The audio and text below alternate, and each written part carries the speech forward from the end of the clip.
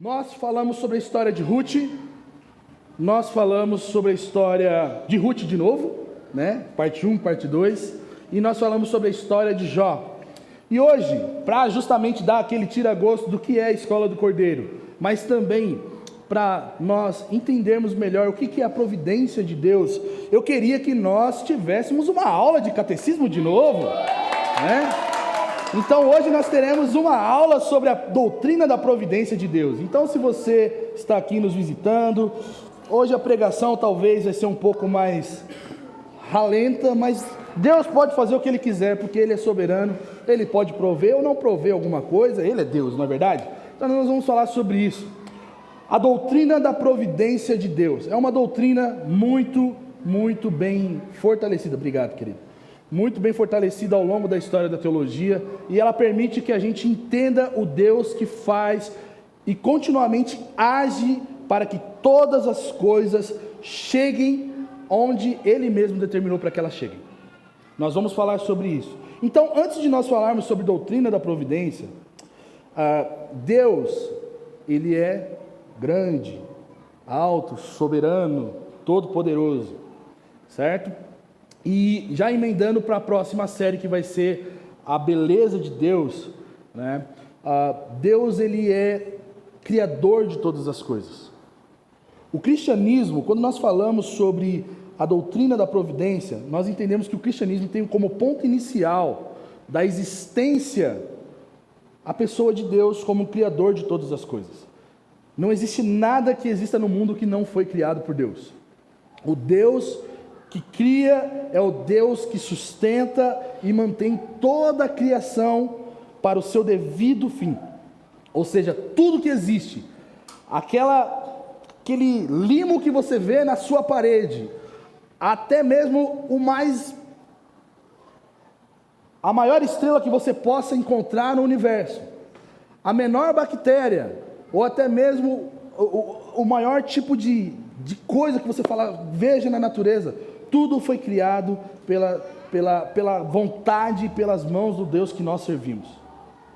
E Ele também não só cria, mas Ele mantém toda a sua criação. Todas as coisas vieram a existir por causa da deliberada vontade de Deus.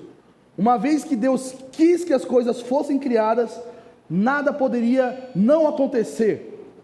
Porque Deus, Ele tem sua vontade, e Deus não tem competidores da sua vontade. A sua vontade, ela é soberana, ok? Se você quiser anotar, você vai poder anotar bastante. É muito importante que você anote todas as coisas que você quiser e sentir aí como insight daquilo que nós vamos aprender hoje, tá? Tá ligado os ventiladores? Tá? Beleza, então eu que estou quente mesmo. Então, o ponto principal do cristianismo é: Deus é criador de todas as coisas. Não existe criação, não existe criatura se não existisse a criação de Deus. A segunda coisa que nós aprendemos é que, como cristãos, nós cremos que Deus não só cria as coisas, mas Ele está constantemente envolvido com a sua criação.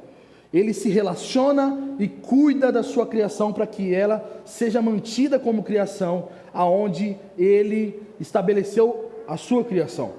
Quando a gente olha para isso, a gente se depara com a ideia de que Deus, Ele pode ter criado todas as coisas, e segundo o pensamento das pessoas, da filosofia, Deus, por ser extremamente santo, Deus, por ser um ser transcendente, Ele não pode estar no meio da sua criação.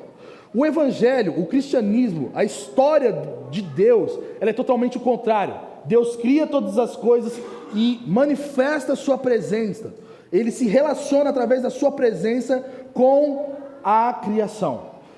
Deus, Ele não criou todas as coisas em 6 dias e no 7º pegou a sua mala e foi embora do meio de tudo aquilo que Ele criou. A palavra de Deus vai dizer em Colossenses capítulo 1, versículo 16 e 17, o seguinte: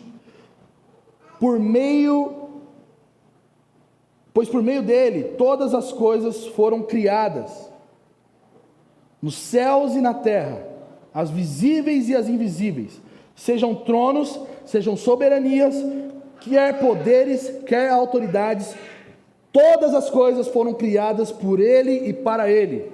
Ele, Deus, é antes de todas as coisas, e por meio dele, tudo subsiste. O que Paulo está falando nesse texto? É que Deus é o meio, o catalisador, aquilo que fez com que toda a criação existisse. Mas não somente isso, ele não é o meio, ele é aquele que cria todas as coisas, seja poderes, sejam autoridades, no céu, na terra, debaixo da terra, tudo que existe, existe porque Deus fez, desejou e colocou a mão na massa para que aquilo existisse. Mas não somente isso, Deus é antes de toda a criação, ou seja, antes de haja luz, Deus já era Deus. Mas não só isso também, todas as coisas só podem existir ou subsistir porque Deus é autoexistente. Olha o que Hebreus vai dizer para nós no capítulo 1, no versículo 3. Ele, Cristo, é o resplendor da glória e a representação exata do ser de Deus. E ele sustenta todas as coisas por meio de sua palavra. Logo, o cristianismo acredita que todas as coisas foram criadas por meio de Deus, pela vontade de Deus, pelo agir de Deus. Todas as coisas vieram a existir da parte de Deus. A autoexistência é o que sustenta a existência de todas as coisas. E todas as coisas só existem porque Deus sustenta elas por meio da sua palavra. A existência e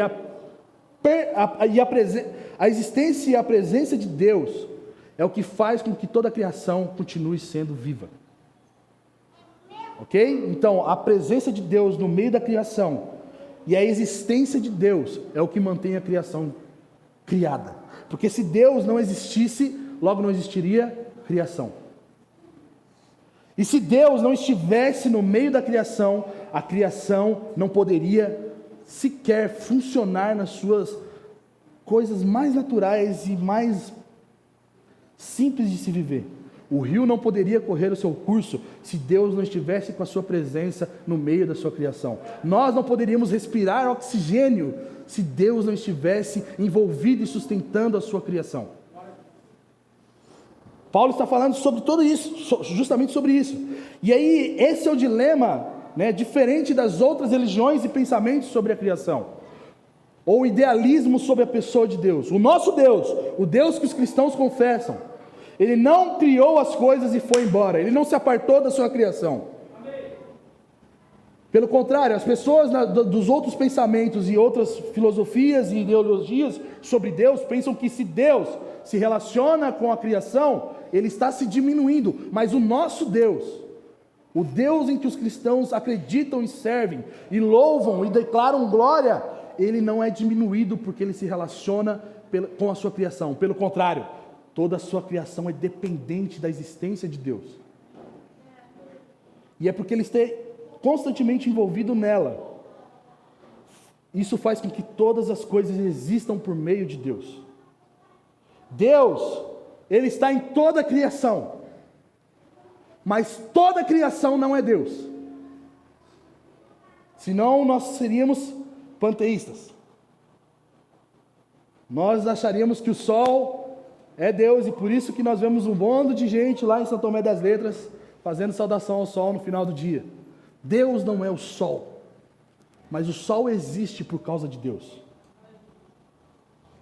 Nenhuma criatura, seja vívida ou não, seja cheia de vida, cheia de faculdades mentais, autonomia ou não, nenhuma criatura pode ser comparada a Deus. O fato de Deus não sair, não se apartar da sua criação, não nos dá o direito de entender que toda a criação pode ser Deus. Isso é muito problemático, porque quando nós achamos que a árvore é Deus, ou Deus é a árvore, está na árvore e é Deus, nós podemos cair na ideia de que a divindade abrange e compõe tudo. Logo também nós podemos ser deuses. Não é verdade? Alguém já ouviu uma pregação assim? Vocês são deuses. Vocês, porque o Espírito de Deus mora em vocês, vocês são deuses. Isso é mentira. Nós somos criação. Deus é o criador de todas as coisas. Deus é diferente de toda a sua criação, porque Ele é o Criador e não a criatura. Deus não é tudo, mas tudo vem de Deus. Quando a gente quando as pessoas vão perguntar para aqueles artistas, né, que são tudo e não são nada, né? Sou cristão, acredito em Exu e tudo mais. O que é Deus para você? Ah, Deus é tudo. Não, Deus não é tudo. Deus é Deus. Mas tudo existe por causa de Deus. Deus não é tudo. Deus não é o amor, embora Ele seja amor. Deus não é... Deus é Deus, irmãos. Deus não é aquilo que eu sinto. Deus é Deus. Deus é uma pessoa. Deus não é uma energia. Deus não é uma coisa que nós idealizamos, porque isso se chama idolatria. E Deus é definido não pelo que nós achamos ou que pensamos, mas porque Ele mesmo diz por meio da sua palavra. Então, tendo isso como entendimento, de que nós entendemos que Deus, Ele é o ponto inicial de toda a existência da criação, das criaturas existentes, e de que Deus cria e mantém a sua criação, o que nós entendemos como providência, ou o que significa providência de Deus? Está muito além do feijão e do arroz que às vezes chega lá na nossa casa, do dinheiro que cai na nossa conta, sem a gente saber, né? Porque às vezes isso é um fator de providência de Deus, Deus cuidando do seu povo. Mas o que providência significa para nós? Providência vem da palavra latim, olha aqui, providentia. Não sei, quem faz homeschooling sabe falar melhor do que eu e tem 6 anos de idade, mas a palavra providência vem do latim providentia, que corresponde ao grego pronoia. E o que isso significa para nós? O primeiro significado de providência é presciência ou previsão das coisas. Está associada à ideia dos planos futuros, ou até mesmo a realização concreta desses planos que uma vez fora previsto. Quando nós falamos sobre isso, nós entendemos que Deus, em sua providência, Ele sabe de todas as coisas, até mesmo das coisas que não aconteceram, mas vão acontecer. Ele conhece as coisas. Mas não somente isso, Deus faz com que provisão ou providência seja também a execução de tudo aquilo que Ele sabe ou que Ele deseja. Logo, provisão está relacionado a provisão, preservação e governo.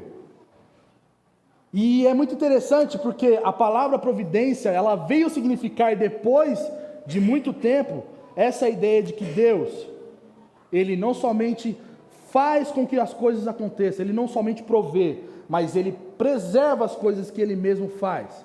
E não somente Ele preserva, Ele governa para que essas coisas cheguem ou sejam tudo aquilo que Ele desejou ser. Nós somos conhecidos de Deus. Deus tem a presciência de nós sermos quem somos. Mas não somente isso, Deus provê a gente existir. Ele faz com que nós venhamos existir. Mas não somente isso, Deus conserva a gente. Deus faz com que nós sejamos preservados para que nós cheguemos ao fim que Ele deseja, segundo a sua boa e perfeita vontade. Olha o que Francis Turrentini, que é um teólogo do século XVII, que foi para Genebra logo depois de todo o movimento que Calvino causou em Genebra. Ele vai definir a providência da seguinte maneira: a providência consiste em 3 atos da parte de Deus. Primeiro, a presciência, ou seja, o pré-conhecimento de Deus. O segundo ato, a predestinação, o decreto da vontade de Deus. E nós não temos problema de falar a palavra predestinação na nossa igreja, amém? Então, a predestinação de Deus. O terceiro ato é a administração eficaz das coisas decretadas. Ou seja, Deus sabe, Deus deseja e determina que isso aconteça, e Deus faz com que todas as coisas aconteçam a partir da sua própria vontade, a partir da sua sabedoria e do seu desejo. Isso quer dizer que a providência é a maneira que Deus sabe, Deus deseja, e a maneira que Deus age para que todas as coisas sejam feitas conforme o que Ele quer. E aí a gente vai para a história da doutrina da providência. Vocês estão conseguindo me acompanhar? Tudo certinho? Então, a história da providência, ela esbarra justamente antes do século IV, antes mesmo de Jesus, ou até mesmo da história da igreja, no século IV antes de Cristo, nós tínhamos dois movimentos dentro da história da Grécia, que é o epicurismo e o estoicismo, que eram dois movimentos filosóficos. O epicurismo acredita que o mundo, ele pode ser governado pelo acaso. Quantos aqui já ouviram aquela música do Titãs? O acaso vai me proteger enquanto eu andar distraído. Bonitinha essa música, né? Isso aqui é epicurismo, não é cristianismo, tá? Depois, a gente vê que o estoicismo, ele acredita que o mundo é governado pelo destino. Quem já ouviu falar assim, o universo vai levar a gente aonde tem que levar? Então, o destino fez com que nós chegássemos aqui. Isso aqui não é cristianismo. O cristianismo acredita na providência de Deus. O cristão não está largado ao acaso, ao destino, ele está largado nas mãos de Deus. Todas as coisas são preservadas e governadas pela soberana, bondosa e sábia vontade de Deus. Deus preserva e governa o cosmos. Ou seja, a doutrina da providência, ela vem como uma resposta à ideia de que Deus, ele não é o acaso e nem o destino, Deus é uma pessoa. E isso é uma resposta para dizer para todos aqueles que viviam, tanto nesse tempo, como também posteriormente na história da igreja, que foi influenciado por esses pensamentos filosóficos, de que os cristãos, a igreja, os filhos de Deus, eles são governados pela soberana vontade de Deus. Não importa o que o acaso possa fazer. Se o acaso não vai te proteger, não tem problema para o cristão. O acaso não é um problema para o cristão. O destino não é um problema para o cristão. A mão de Deus é um problema ou um consolo para o cristão. Porque é ela que rege e ela que governa, ela que preserva todas as coisas.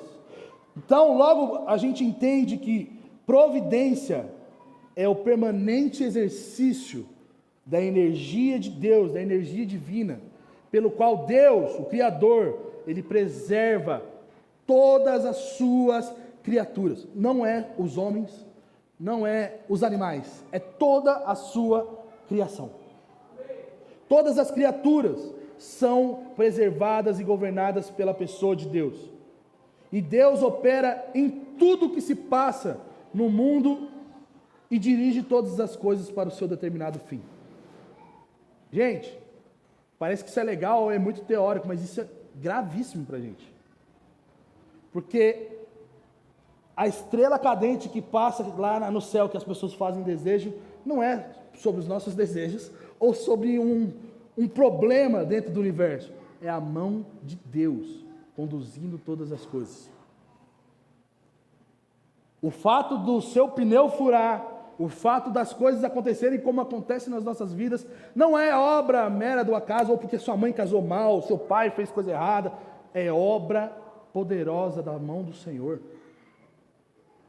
para que nós venhamos chegar no fim que Ele mesmo determinou para que nós chegássemos. E aí, gente, antes de nós entrarmos sobre, eu acho que eu fiz uma coisinha aqui, Mendes. Deixa eu ver aqui se eu consigo atualizar.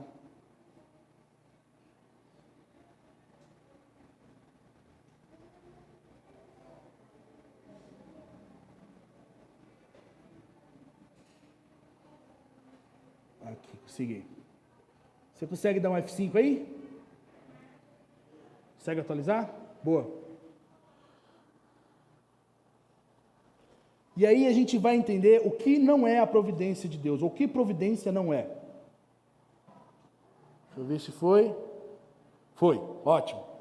A providência de Deus não pode se resumir somente a presciência, o saber de Deus, ou saber e determinação. Por quê? Quando nós vamos para a teologia, muitos irmãos que são influenciados pela ideia do livre-arbítrio, que é conhecido como pelagianismo lá na história da igreja, eles entendem que Deus sabe e Deus até determina, mas Deus deixa as coisas soltas para que você viva como você deseja, porque no final, decisão define destino. Isso não é cristianismo.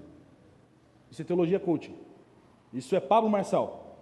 mas não o cristianismo e as escrituras. Isso é sério. Deus não pode, a providência de Deus não pode ser resumida na ideia de que Deus somente sabe das coisas e deixa as coisas acontecerem naturalmente. Não, Deus age na história para que todas as coisas aconteçam como deve acontecer. A segunda coisa é que Deus está comprometido em sustentar e intervir somente na criação geral. Isso aqui não é providência de Deus. É como assim, Deus criou os homens, deu inteligência, sabedoria para eles, mas Deus quer que os homens vivam do jeito que eles querem, porque o que Ele vai preservar são as árvores, são os rios, são toda a criação, o universo, para não entrar em colapso. Mentira. A ideia de que Deus respeita o livre-arbítrio é uma mentira. Como Deus todo-poderoso, soberano, tem que submeter aos seus planos à vontade do homem?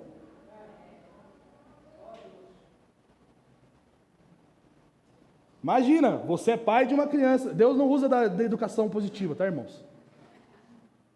Você quer pecar ou não pecar? Deus odeia o pecado. Deus não fez o homem para o pecado. O livre-arbítrio do homem colocou o homem em posição contra Deus. Logo, a vontade de Deus é soberana sobre toda a vontade humana. Deus não deixa que os homens decidam o seu próprio destino, segundo a vontade dos homens. A ideia de que Deus criou todas as coisas com leis inalteráveis como limite para que o homem não ultrapasse esses limites, mas viva do jeito que ele quer dentro desses limites, é uma mentira. Porque muita gente acha, não, Deus criou as leis da gravidade, Deus criou isso e aquilo, mas deixa o homem viver dentro desse cubículo que ele criou. Isso é mentira. Deus não criou o mundo e o abandonou para girar conforme o que os homens fazem. Mas Ele está ativamente comprometido em fazer com que todas as coisas, cheguem no fim que Deus determinou, inclusive os homens. E o que isso significa para nós? Que até mesmo as nossas debilidades e dificuldades, até mesmo os nossos fracassos estão cooperando para que a glória de Deus no final venha à tona por meio daquilo que Ele determinou para nós. E como nós falamos, o que não é providência também. Deus está em tudo, logo tudo é Deus e tudo segue conforme o ciclo da vida que é determinado por si próprio. Ou seja, os animais são Deus e eles são do jeito que são porque eles são Deus, e eles podem viver do jeito que eles vivem porque eles são Deus. Nós temos que lembrar que em Gênesis 3 aconteceu algo, que foi a queda do homem. E essa queda afetou todas as coisas. Logo, o ciclo natural das coisas são afetados pelo pecado. Mas até nisso o governo de Deus está presente. E todas as coisas são como são, porque Deus determinou que elas fossem.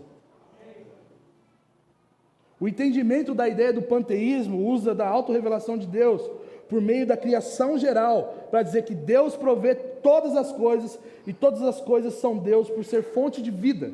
Ou seja, eu tenho vida porque eu sou Deus, eu posso existir, eu faço, eu consigo, eu respiro. Mentira. Deus provê vida a quem Ele quer que viva, e morte a quem quer que Ele morra. O fato de Deus ser presente na criação, imanente, visível nas coisas mais difíceis de se lidar. O fato do cientista que está com o seu microscópio analisando as coisas mais minuciosas, de estar contemplando a glória de Deus, não quer dizer que aquela bactéria, aquela ameba que ele está vendo é Deus.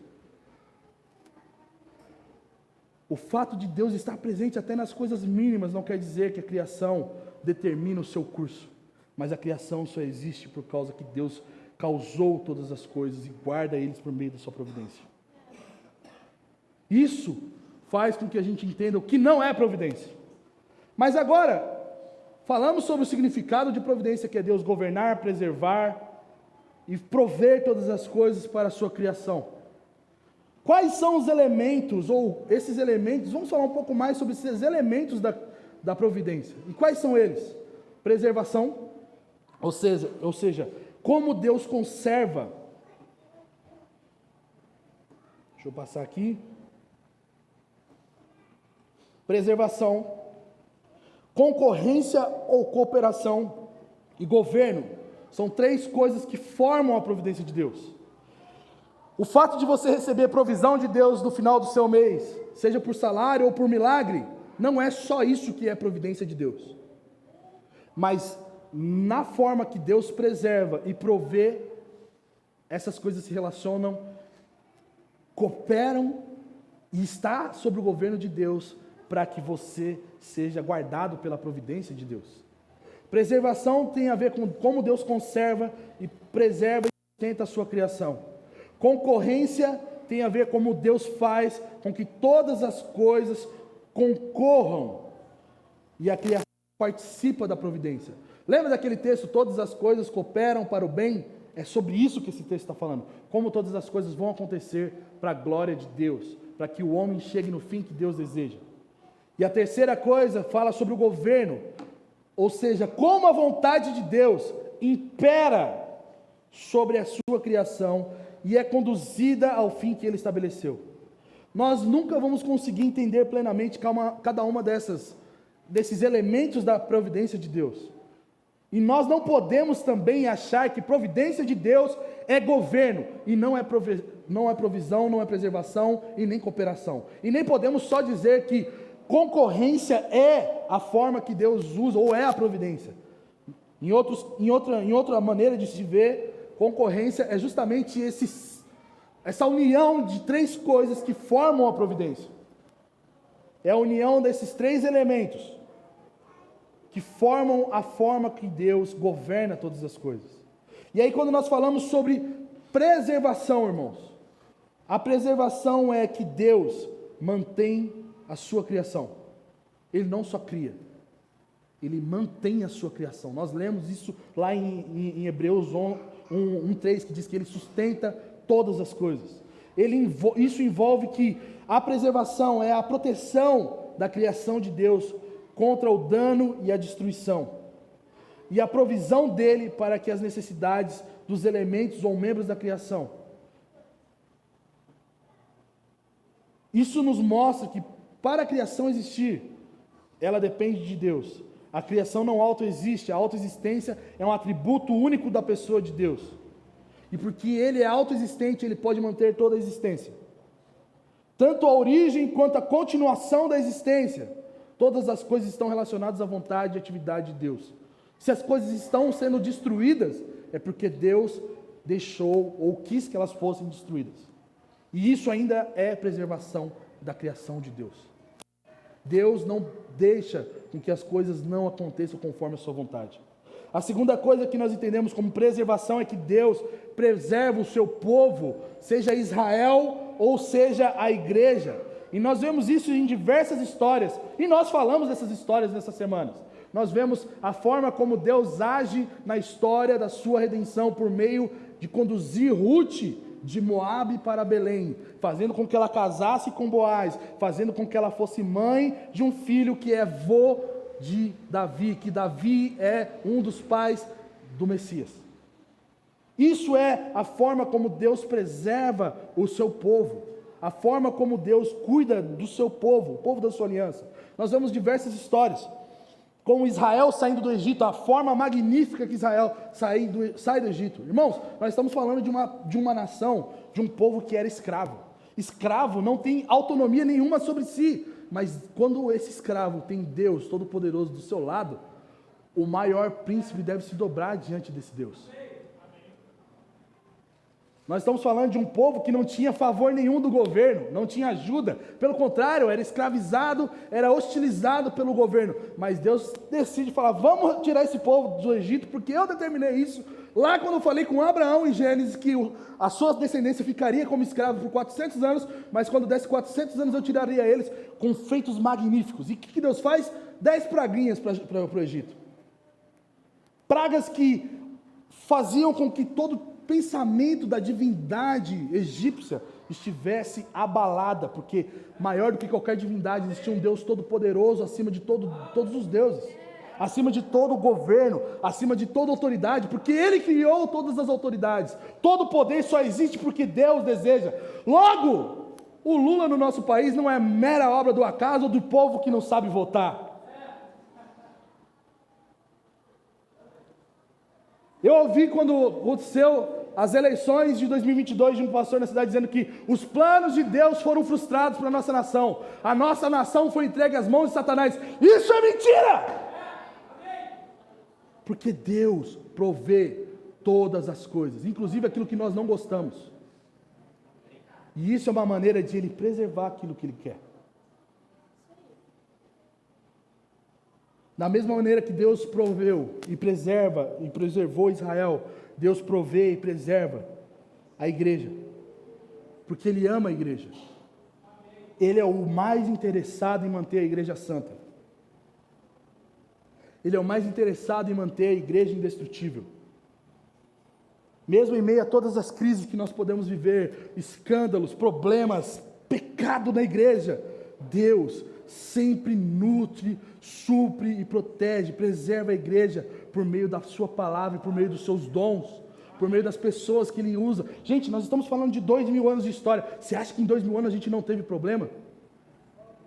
Você acha que em 2000 anos nós tivemos líderes ruins na igreja? Mas Deus está comprometido em manter a sua igreja.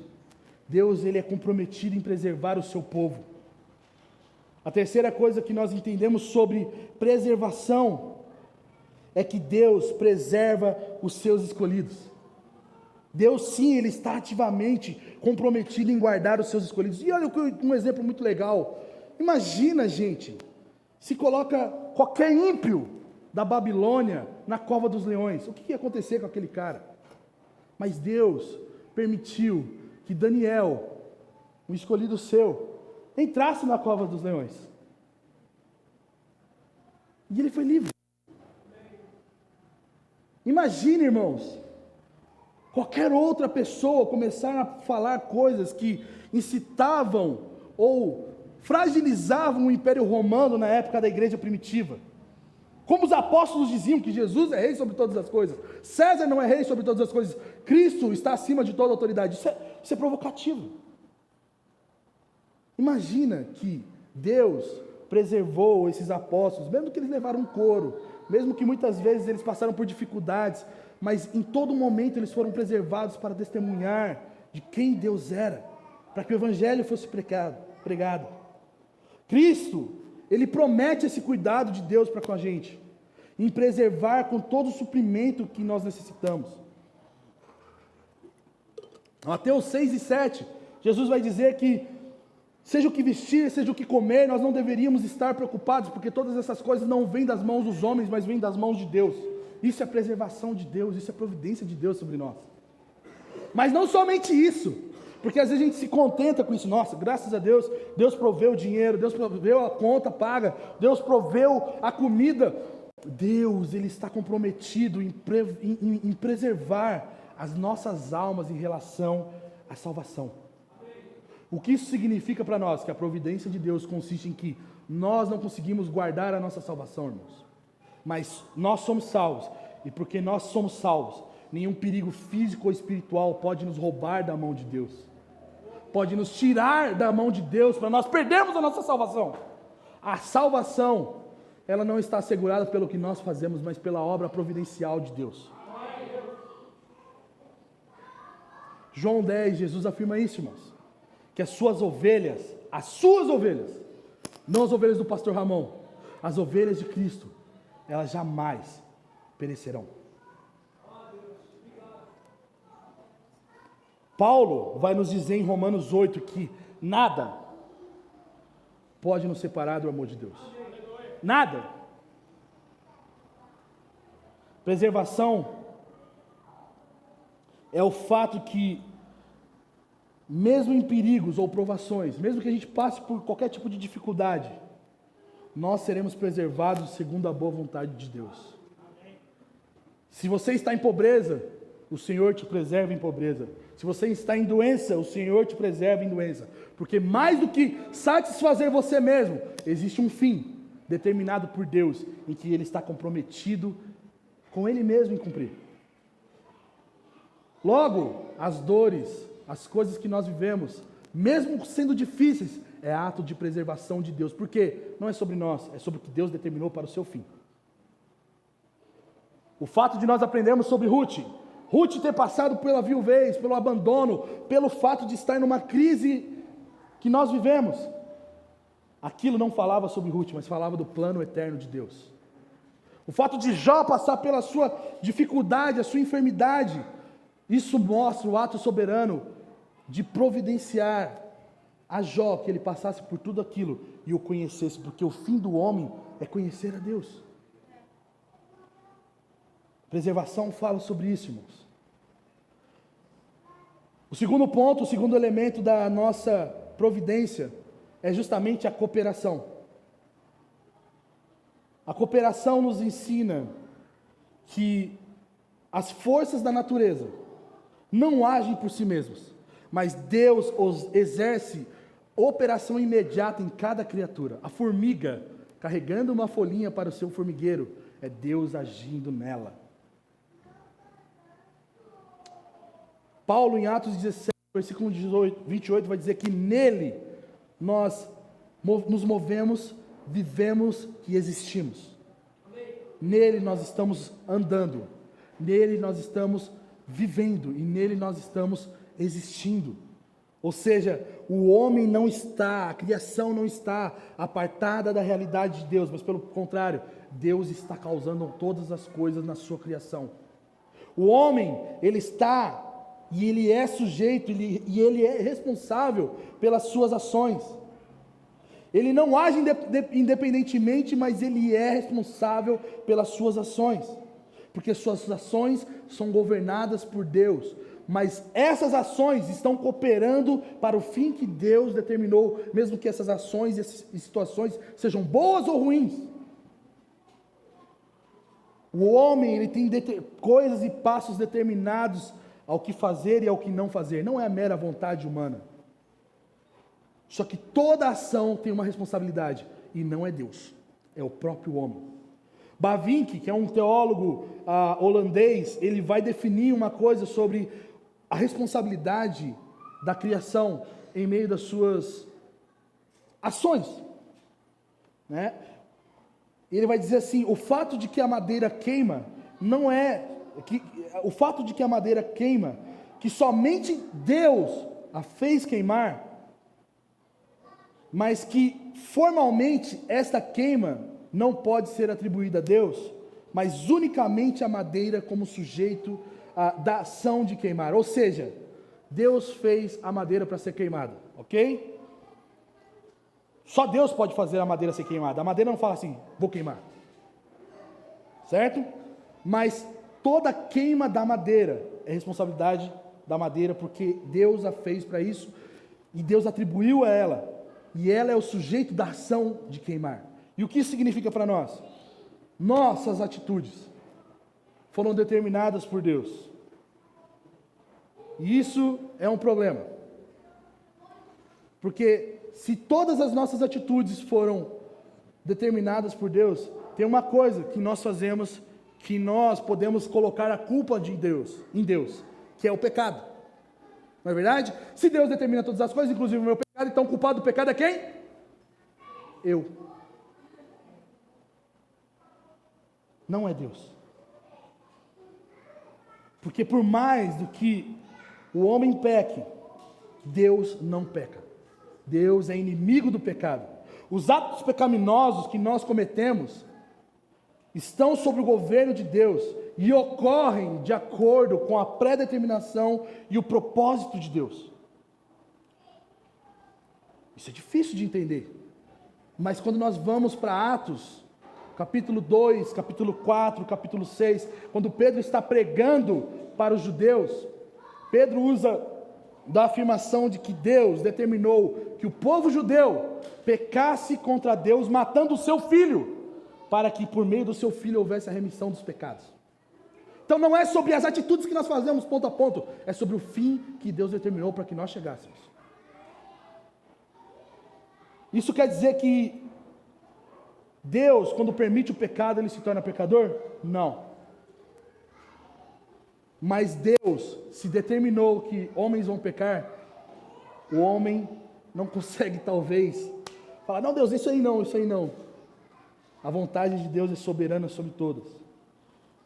E Deus pode fazer de uma situação má, ruim, pecaminosa, se tornar em bem.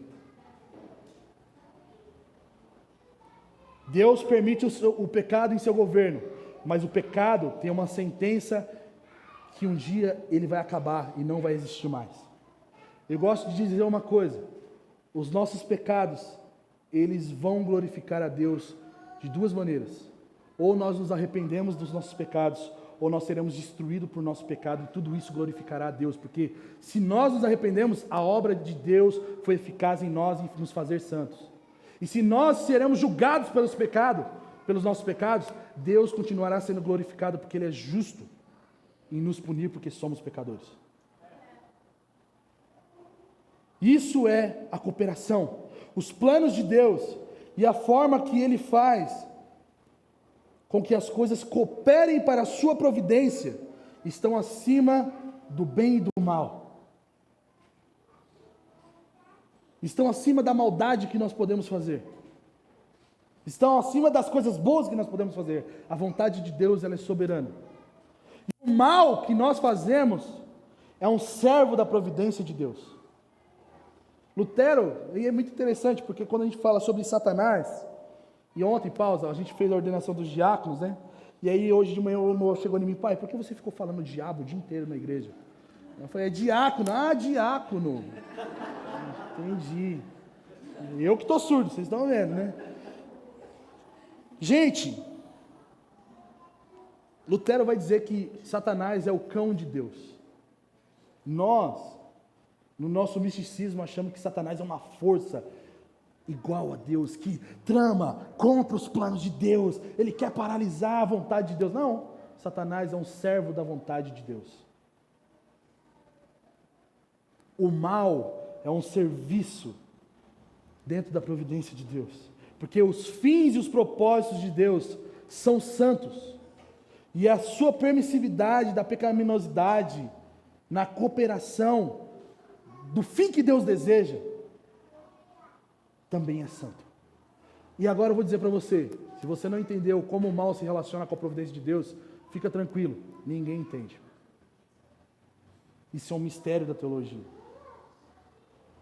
A cooperação de Deus dinamiza o homem. Deixa eu ver aqui, beleza. A cooperação de Deus dinamiza o homem e o determina eficazmente ao ato específico que Deus o determinou, ou seja, a forma como Deus conduz todas as coisas, que faz com que todas as coisas cooperem para o bem. A forma como Deus conduz tudo isso, que no meio de tudo isso tem coisas ruins, é a dinâmica da vida, os altos e baixos da nossa história. Mas esses altos e baixos, eles estão funcionando perfeitamente, mesmo quando você olha para isso e fala: eu estou estranho, eu estou em depressão, eu estou doente, como isso pode ser normal? Isso está sob o controle, governo e cooperação para os planos de Deus. Mas também ao homem é dado o ato do pecado.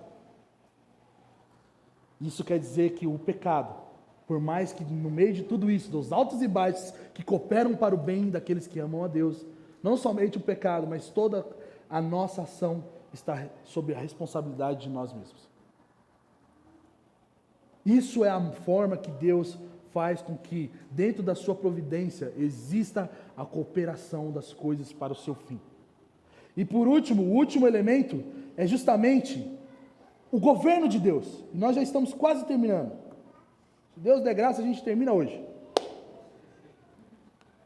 O que é o governo de Deus? O governo de Deus consiste em como a contínua atividade de Deus rege todas as coisas, a fim de garantir a realização do seu propósito.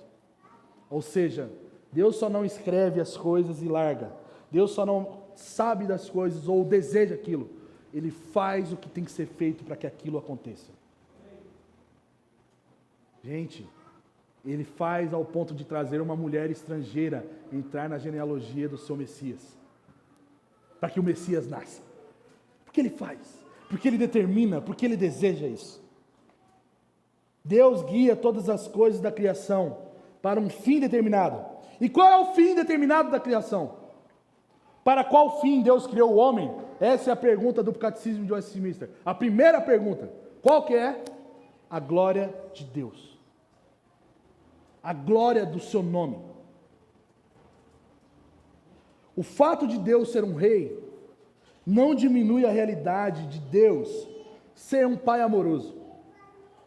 E é muito interessante isso, porque quando nós lemos o Antigo Testamento, a providência de Deus, ela é muito mais visível. Você vê o mar se abrir para o povo passar em terra seca. Você vê fogo do céu descendo sobre um altar para provar que Deus é Deus para um bando de idólatra. Você vê coisas extraordinárias, você vê virgem dar a luz. Isso é providência de Deus. No Novo Testamento, quem não lê Bíblia, ou acha que lê Bíblia, acha que Deus mudou de estação, de Deus providencial, realeza, faz o que tem que fazer com o seu braço forte, para um Deus que abraça todo mundo, um Deus ursinho carinhoso, né? Ele não faz assim para fazer, ele faz assim, né? Não, nós não estamos falando sobre isso. O mesmo Deus que agiu no passado, agiu no Novo Testamento, está agindo agora e agirá para que todas as coisas aconteçam conforme Ele deseja. Logo, o Deus que é rei, Ele não deveria ser visto como uma ameaça. E Ele só é visto como uma ameaça porque nós estamos nos sujeitando ainda, ou temos dificuldade de nos sujeitar a Deus e não ao império desse mundo. Essa ideia de Deus ser mais amoroso do que rei é uma mentira. Ele é todo amor, mas Ele também é rei soberano. Ele é o rei do amor. Muitos acham que a ideia de Deus ser um monarca, ela é antiquada. Ela não é cabível no nosso dia a dia, porque nós temos hoje a democracia. O povo decide o que Deus quer fazer. Você acha mesmo?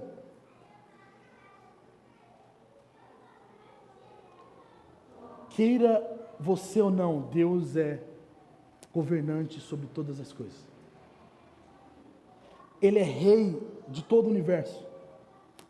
Ele é pai dos filhos que Ele adotou, mas também rei desses filhos que Ele adotou.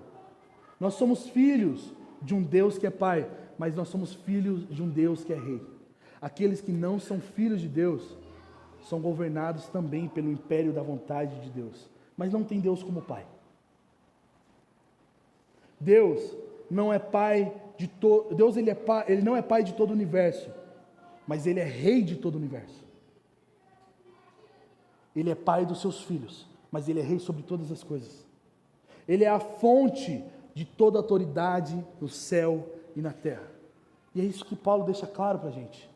Ele é antes de todas as coisas. E tudo vem à existência, porque tudo subsiste a partir dele. Deus exerce o seu governo sobre as criaturas, pelos limites que Ele mesmo estabeleceu, como as leis da natureza, como nós falamos, pelas leis da mente, que nós, segundo C.S. Lewis, vai dizer que nós já temos impresso na mente, sem mesmo conhecer a Deus, a lei moral. Todo mundo sabe que, mesmo se você não vier à igreja e você nunca for cristão, matar não é legal, não é verdade? Isso é a lei da mente que o homem já carrega, por ele ser criação de Deus. E também pela lei dos homens, Deus governa soberanamente. Mas em especial, Deus governa pela operação do seu Espírito nos seus eleitos.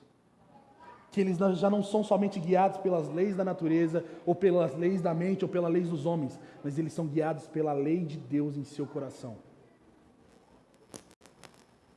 O governo de Deus, irmãos, não é um governo falho, não é um governo delimitado pela esquerda ou pela direita, ou por tal fulano, ou por outro principado, ou por toda outra potestade. Deus está acima de todo príncipe e poder. Deus governa soberanamente, e como parte da sua providência, o governo, todas as coisas estão imperialmente sob o seu controle e cuidado. Deus está no comando da sua criação. Deus não liga a máquina e deixa a máquina rodar sozinha, mas Ele opera a máquina, porque Ele governa, impera a sua vontade sobre tudo que Ele criou.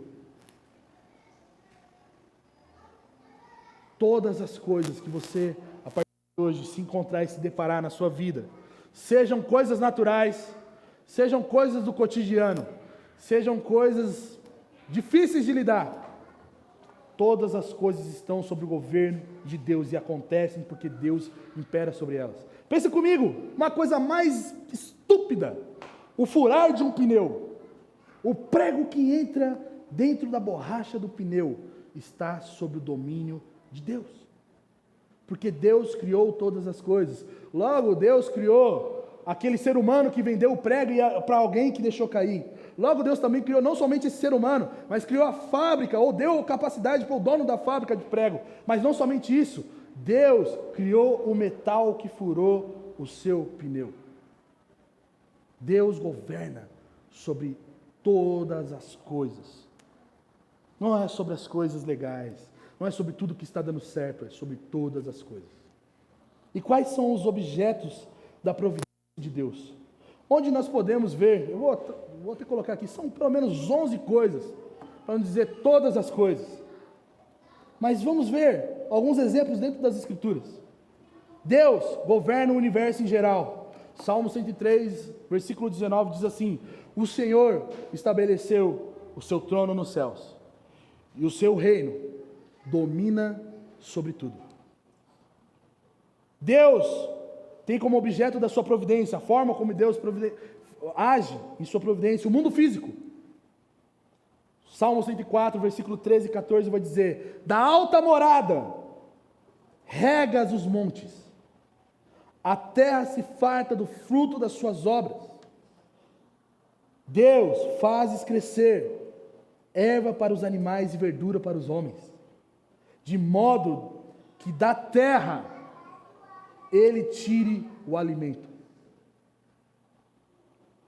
A agricultura não é coisa de homem inteligente, é coisa de Deus.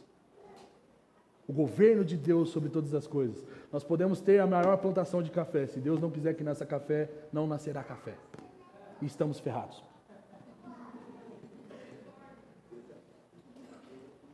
Deus também domina com a sua providência a criação inferior, que seja os animais, os bichos, a criação inferior. O Salmo 104, versículo 21, vai dizer para nós: os leões novos rugem pela presa, e de Deus buscam seu sustento. Espera aí, ele está falando que o leãozinho está rugindo para a sua presa, e que rugir é um pedido: Deus, me dá o alimento. A criação está abraçada pela providência de Deus e reconhece em Deus a única maneira de existir. Outra coisa que é muito importante: os negócios das nações. Salmo 22, versículo 28 diz: porque o reino é do Senhor, é Ele quem governa as nações. O que o Trump vai fazer, se ele ganhar ou não, o que o Putin vai fazer na Rússia ou não, o que os maiores homens do governo estão pensando, só estão pensando porque Deus governa todos eles e todas as nações. O nascimento do homem e a sua sorte na vida, o que a Bíblia fala sobre a providência de Deus sobre isso? A Bíblia fala para nós no Salmo 139 que teus olhos, os olhos de Deus, viram a minha substância ainda sem forma. E olha o que o salmista vai dizer: e no teu livro os dias foram escritos. Sim, todos os dias que me foram ordenados, quando nenhum deles ainda havia. Sabe o dia que você viveu ontem, todos os dias que você viveram no passado e os dias que vão acontecer no futuro, todos eles já foram ordenados, desejados e escritos por Deus na eternidade em seu livro. Deus nos viu quando nós não éramos nada. As vitórias e os fracassos que sobrevêm sobre os homens. O cântico de Maria em Lucas 1,52 é maravilhoso, porque ela vai cantar que Deus derrubou dos tronos os poderosos e elevou os humildes. Ou seja, a vitória ou o fracasso de alguém está sob a providência de Deus. As coisas aparentemente acidentais ou insignificantes. Olha o que Jesus vai dizer para nós, irmãos, em Mateus capítulo 10. E até mesmo os cabelos da vossa cabeça estão contados. E quem não tem cabelo? Deus não quis. Amém.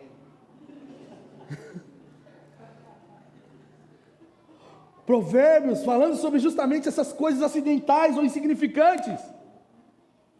Provérbios 16, 33 vai dizer: a sorte se lança no colo, mas do Senhor procede toda decisão. Toda decisão. É isso que a Bíblia está dizendo sobre Deus. Sobre a proteção dos justos. Salmo 121, quando o salmista pergunta: para onde, quando eu levo os meus olhos, de onde vem o meu socorro? Ele fala que o socorro vem de Deus e tudo mais, mas ele vai falar assim: Deus, Ele não permitirá que os teus pés vacilem. Aquele que te guarda não se descuida. Quantas vezes, irmãos, nós achamos que nós estamos abandonados por Deus? A realidade do ser de Deus, da pessoa de Deus, é que Deus nunca descuidou de nós, mesmo quando aquilo mais difícil, aquilo de pior aconteceu nas nossas vidas, aquilo não foi e não é descuidado de Deus para conosco. Ele não permite que os nossos pés vacilem.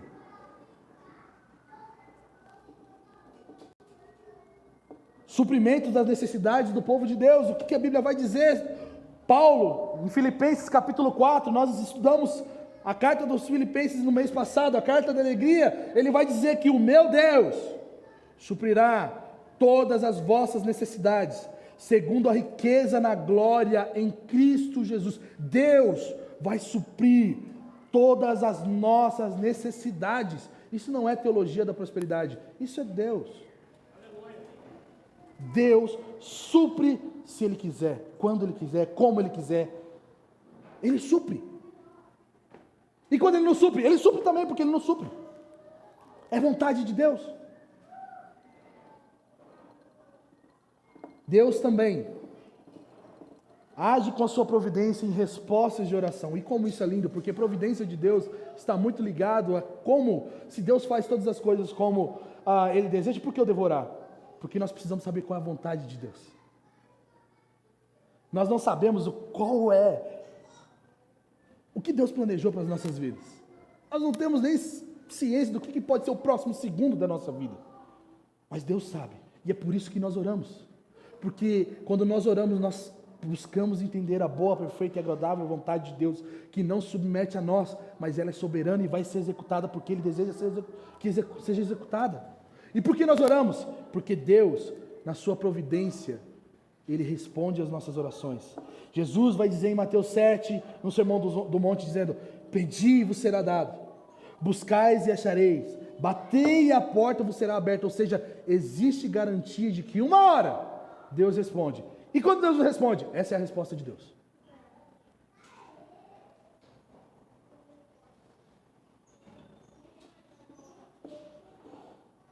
A última coisa, como objeto da providência de Deus, de que Deus governa sobre todas as coisas, é justamente no desmascaramento e no castigo dos ímpios.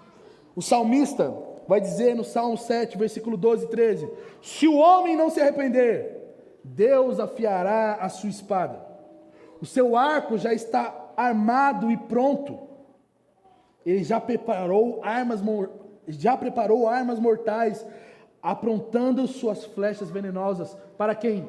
Para os ímpios.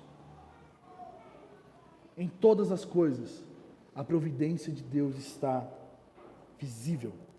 Em todas as coisas, a providência de Deus está regendo. E eu quero concluir nessa manhã, dizendo algumas coisas que devem ser considerações para nós. 3 coisas.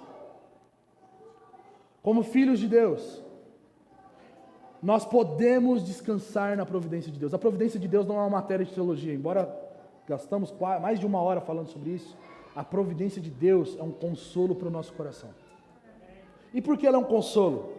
Porque todo mal que acontece um dia resultará em bênção e glória para Deus. Toda dor um dia se resultará em glorificação e cura para nós. Toda falta será suprida pelo Deus que tem tudo em suas mãos. Então a providência de Deus é um lugar de descanso para aqueles que são seus filhos. Nós não devemos, e eu sei que isso é muito difícil, irmãos, mas nós não devemos andar ansiosos por coisa alguma, porque a providência de Deus já nos abraça. A segunda coisa que nós aprendemos sobre a providência de Deus é que ela não somente nos dá o descanso que nós falamos agora, mas ela deve nos dar temor. Por quê? Porque esse mesmo Deus que faz tudo isso de bom também é aquele que aflige, desmascara e pune os ímpios. Para qual fim nós fomos criados? Fomos criados para a glória de Deus. Nós estamos vivendo para a glória de Deus, irmãos. Quais os meios que Deus irá extrair a sua glória a partir de nós? A nossa glorificação ou a nossa vergonha eterna? Porque um ou outro vai mostrar que Deus é glorioso. Porque um ou outro vai dizer, Deus é justo, Deus é bom, Deus é santo. Para qual lado nós estamos indo? Para a vergonha ou para a nossa glorificação em Deus? E como nós sabemos disso? Somos filhos de Deus. Se você tem a certeza de que você é um filho de Deus, que o Espírito Santo está agindo em seu coração, promovendo fé no Filho de Deus, para que você seja filho de Deus, você foi criado para a glória de Deus por meio da glorificação. Mas se existe dúvida, ou se existe incredulidade no seu coração a respeito da sua filiação em Deus, você foi criado para a vergonha da glória de Deus. A vergonha que a glória de Deus causará em você. Se nós somos salvos, nós glorificaremos a Deus. Se nós somos condenados, nós vamos glorificar a Deus, porque isso é providência de Deus. E isso deve nos gerar temor. É muito legal estudar a providência de Deus, irmãos. Porque é matéria, é gostoso estudar teologia. Mas sem um coração queimando e temente a Deus, nós estamos em um problema. Porque isso é teoria, conhecimento acumulado na nossa cabeça, mas não infiltrou no nosso coração ao ponto de falar, Deus, o Senhor me ama, então faça eu provar do seu amor agora mesmo. Deus, o Senhor é Deus sobre a minha vida. Melhor, vamos dizer, teste, como diz o nosso irmão Marcos Granconato, que para nós não somos irmãos, mas ele é meu irmão, então nem aí, né? Só porque eu falo em línguas eu não posso ser irmão dele? Deus me fez irmão dele. Então, ele fala uma coisa que é muito linda, que ele vai dizer assim, você quer saber se você é salvo mesmo? Entre no seu quarto, feche sua porta, sem ninguém ver, sem cena, sem música legal, sem música, um padzinho tocando, se ajoelhe e tente pedir perdão para Deus com seus próprios esforços e confessar a Deus. Se você conseguir confessar a Deus sem nenhuma força, isso é impossível. Mas se você conseguir confessar os seus pecados e se arrepender genuinamente, é porque o Espírito de Deus está sobre você. E isso é providência de Deus. Providência de Deus deve gerar no nosso coração temor, porque a providência de Deus tem como elemento o governo, a monarquia de Deus sobre nós. Irmãos, no governo de Deus, os direitos humanos não podem protestar contra ele e eles serão ouvidos. Porque Deus já determinou todas as coisas e Ele não está perguntando a nossa opinião. Deus não está fazendo o brainstorm da história dele, chamando todo mundo, o que você acha? Deus já definiu tudo. E vai fazer com que todas as coisas que Ele definiu cheguem onde deve chegar, a glória dele. E a última coisa que nós aprendemos sobre a doutrina da providência. A doutrina da providência nos dá a certeza de quem Deus realmente é para nós. O Deus que supre e está ativo em nossas vidas. O Deus que por meio da sua mão faz tudo cooperar para a sua boa vontade, sendo feita em nós. E o Deus que nos governa e nos guia para o seu fim. E sabe, nesse ponto é muito importante, porque aí vem aquela pergunta: então Deus me criou para ser uma marionete na mão dele?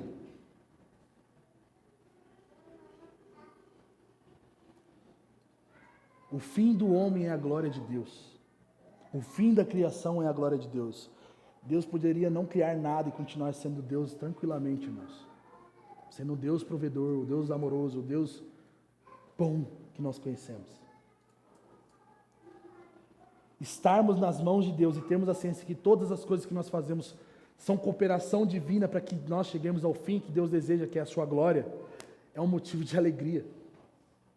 É um motivo de alegria, principalmente para os eleitos de Deus, porque nós estávamos abandonados, mortos em pecado, mas Deus, na sua presciência, na sua pré-determinação, nos salvou, porque é isso que Efésios 1 vai dizer: o beneplácito da vontade de Deus, ou seja, tudo que Deus mais desejava, Ele desejou, determinou, fez e vai fazer, porque Ele deseja.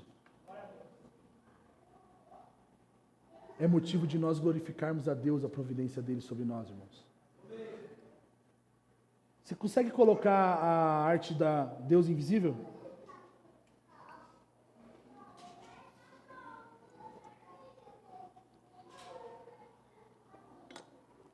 Tem uma frase, Charles Spurgeon, que está nessa arte, que diz assim: cada partícula de poeira que dança em um raio de sol não move mais ou menos do que Deus determina.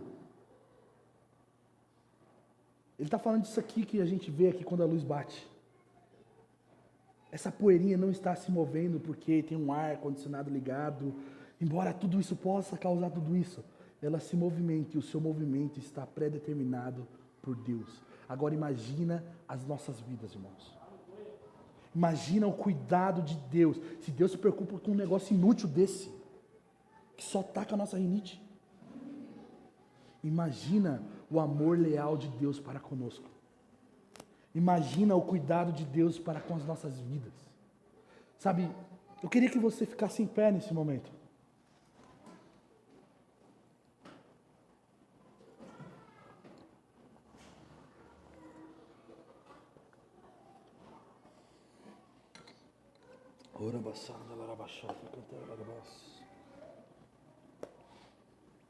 Deus é um Deus da providência. Deus é o Deus Todo-Poderoso que habita em luz inacessível, que criou todas as coisas, mas que também mantém, sustenta e faz com que a criação permaneça de pé. Ele é digno de ser louvado nessa manhã. Ele é digno de ser adorado nessa manhã. Ele é digno da nossa força. Ele é digno dos nossos louvores. Ele é digno das nossas lágrimas. Ele é digno das nossas orações. Ele é digno até mesmo dos nossos medos, porque tudo isso está sendo causado por Deus. Deus é belo, e porque Ele é belo, isso nos causa temor, reverência, fascínio, mas tudo isso é causado pelo próprio Deus, para que nós o olhemos, e nós vivamos para a sua glória. Por isso, eu quero que você feche seus olhos nesse momento.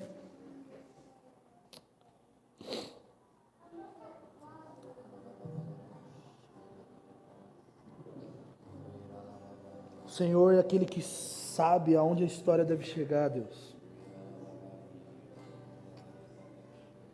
O Senhor sabe aonde nós vamos chegar, mas nós não sabemos, Deus. Por isso eu oro pedindo que o Senhor encha essa sala com Teu Espírito agora e promova fé nos nossos corações, Senhor. Fé na providência de Deus. Fé de que cada segundo que nós vivemos, cada milésimo que nós respiramos está sob o controle e o desejo do Senhor. Que cada dor, que cada alegria, que cada coisa que temos e não temos está sob o governo e a providência do Senhor, Deus. Nós não temos mais do que precisamos e mais do que podemos ter, porque o Senhor sabe o que precisamos e o que podemos ter. O Senhor já determinou o que nós vamos ter, Senhor.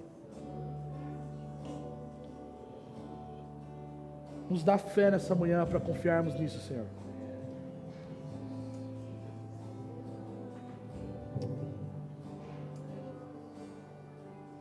Peça nesse momento ao Senhor, fé no Senhor. Ore com suas próprias palavras agora, confesse diante de Deus a sua total dependência da sua soberania, da sua providência sobre a sua vida. Deus é muito grande, mas Ele está se compadecendo daqueles que são humildes e quebrantados de coração. Mas não somente isso, Deus sustenta cada um daqueles que são humildes e quebrantados de coração. Por isso, ore no seu lugar agora, levante sua voz e peça a misericórdia de Deus. Clame pela fé no Senhor nessa manhã. Deus não nos abandonou nas nossas dores e sofrimentos. É isso que a providência de Deus nos diz, de que mesmo nas dores e sofrimento, Ele nos provê. Ó Deus, ajuda-nos nessa manhã a compreendermos os seus caminhos que são mais altos e mais elevados que os nossos pensamentos, Senhor. Ajuda-nos a compreender, Senhor, a sua boa, perfeita e agradável vontade que concorre para a sua glória.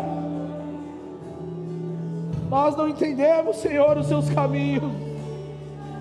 Quão insondáveis são os seus caminhos e seus juízos, é isso que nós vemos Paulo dizer, Senhor. Mas o Senhor conhece os nossos caminhos, o Senhor conhece a nossa história, e mesmo que o Senhor seja muitas vezes invisível aos nossos olhos, o Senhor é nosso Deus, o Senhor é Deus provedor, o Senhor é Jireh, o Senhor é o provedor de todas as coisas.